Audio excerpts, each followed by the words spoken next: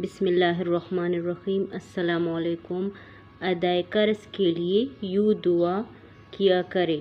حضرت ابو سعید خدری رضی اللہ تعالیٰ عنہ کا بیان ہے کہ ایک شخص نے عرض کیا، یا رسول اللہ صلی اللہ علیہ وآلہ وسلم، مجھے بڑے بڑے تفکرات نے اور بڑے بڑے قرضوں نے پکڑ لیا ہے۔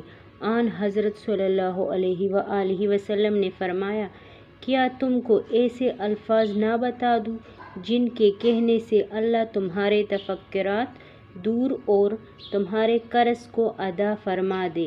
اس شخص نے عرض کیا کہ یا رسول اللہ صلی اللہ علیہ وآلہ وسلم، ضرور ارشاد فرمائے۔ آن حضرت صلی اللہ علیہ وآلہ وسلم نے فرمایا کہ صبح شام یہ دعا پڑھا کرو۔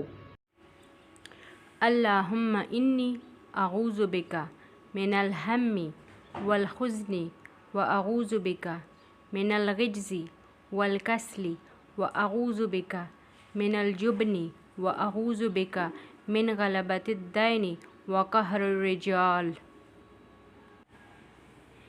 اے اللہ، میں تیری پناہ چاہتا ہوں فکر مندی سے اور رنج سے، اور تیری پناہ چاہتا ہوں بے بس ہو جانے سے اور سستی کے آنے سے، اور تیری پناہ چاہتا ہوں کنجوسی سے اور بزدلی سے، اور تیری پناہ چاہتا ہوں قرض کے غلبہ سے اور لوگوں کی زور آوری سے۔